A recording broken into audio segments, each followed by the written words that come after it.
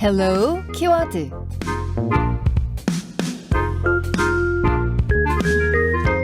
오늘 하루 한 이슈를 헬마우스만의 시각으로 정리해보는 헬로우 키워드.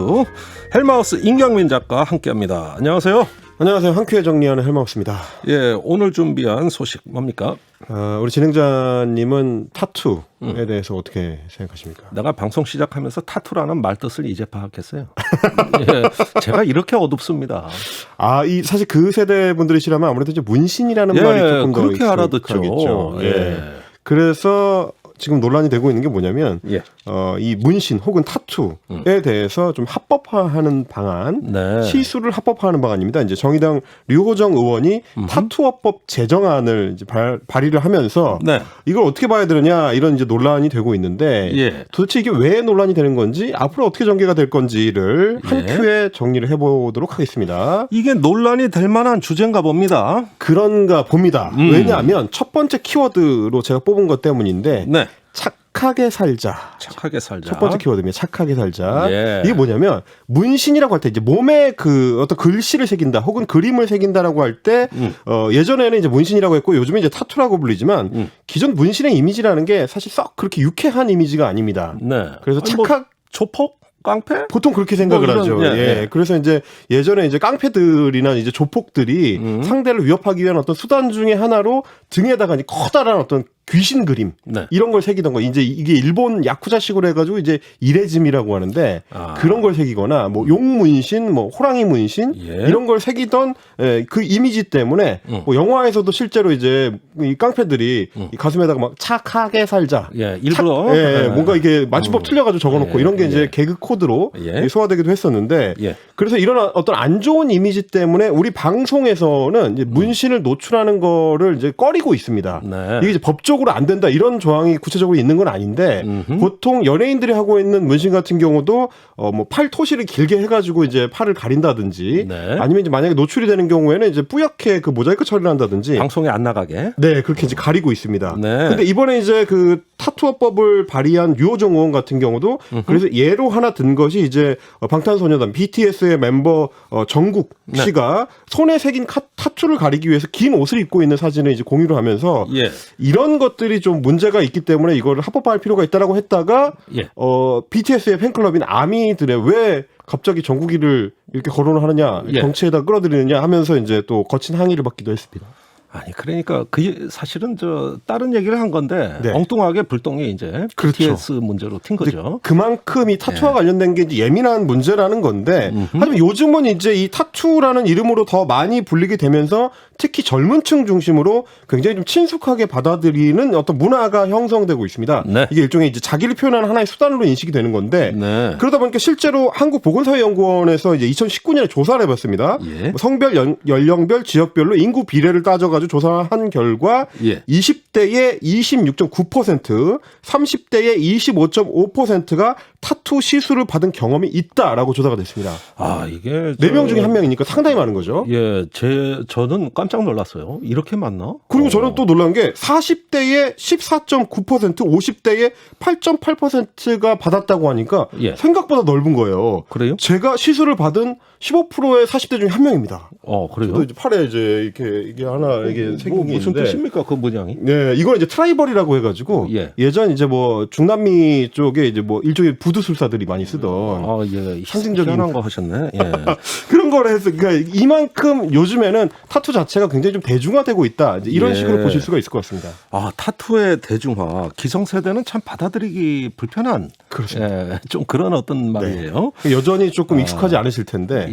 그래서 제가 두 번째 키워드로 가져온 게 이제 파인 타투입니다. 파인 타투. 자, 파인 타투라는 건 뭐냐면 한국 스타일의 타투 혹은 이제 뭐 국제적으로는 이제 코리안 스타일이라고 하는데 코리안 스타일의 타투를 이르는 명칭이 파인 타투입니다. 별도의 명칭이 따로 있을 정도입니다. 그래 왜 이래 어려운 말 쓰나 모르겠네. 어쨌든 그 2017년부터 세계적인 타투 아티스트로 유명한 김도윤 작가가 이 제안을 해가지고 코리안 스타일로 그동안 부르던 거를 파인 타투라는 별도의 장르로 부르자라고 해가지고 그게 지금까지 사용이 되고 있는 건데 뭐 기존의 타투라고 하면 익숙한 그 문신들입니다. 일본 야쿠자의 이레즘이라든지 제가 한 그 트라이벌이라는 문신이라고 하는데 이렇게 이제 별도의 어떤 의미를 갖고 있는 어떤 주술 예술 문양 예. 이런 걸 쓰거나 뭐 해골이나 칼 같은 이게 이제 좀 그 도외시되는 그 문양을 일부러 새겨넣는 거 예. 이게 이제 올드스쿨 스타일이라고 하는데 그거랑 구분되는 한국만의 스타일. 예. 그게 이제 파인 타투입니다. 그래요. 그래서 뭐 굉장히 좀 섬세하고 정갈한 디자인 그리고 다양한 질감 표현을 하는 거 아하. 이게 좀 특징인데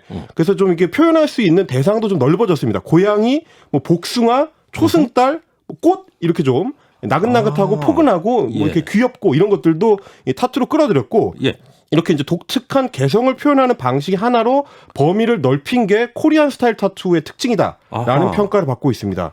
그 제가 그래요? 이제 참고하시라고 유튜브로 보시는 분들을 위해서 이제 사진을 하나 준비를 해봤는데 예.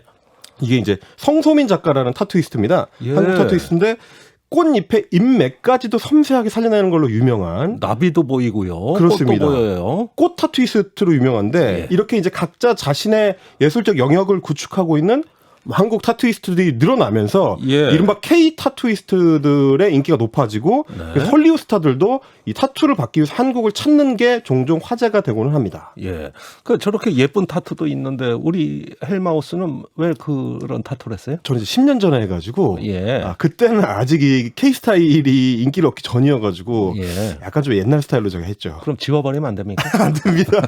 이게 사실 알겠습니다. 그 당시에 제가 예. 국회에서 한 1년 정도 근무를 하고 나오면서 아하. 국회에서 너무 이제 이 고강도의 노동에 시달리다가 국회 비서진으로 예. 다시는 이런 어떤 정형화된 일을 안 하겠다. 예. 그래서 그런 어떤 다짐의 의미로 예. 이 정규직을 안 간다는 다짐의 의미로 문신을 새겨버린 거여가지고 아이고, 그 어느 의원실입니까? 약간 반항적 의미로. 아, 예, 알겠습니다. 예. 자, 그러면 이렇게 타투가 예술적으로 재조명되고 있어요. 그렇습니다. 그런데 이 타투 시술이 대부분 불법이라면서요. 한국에서는 여전히 불법입니다. 그래서 세 번째 키워드가 의료인 혹은 예술인이라고 꼽아봤는데요. 네. 우리나라에서 이제 그 타투 관련된 문신 관련된 대법원 판결이 최종적으로 나왔던 게 1992년, 30년 전입니다. 네. 이때 뭐라고 했냐면 의료인이 아닌 사람이 하는 타투 시술은 모두 불법이다. 이거 의료행위입니까, 그럼?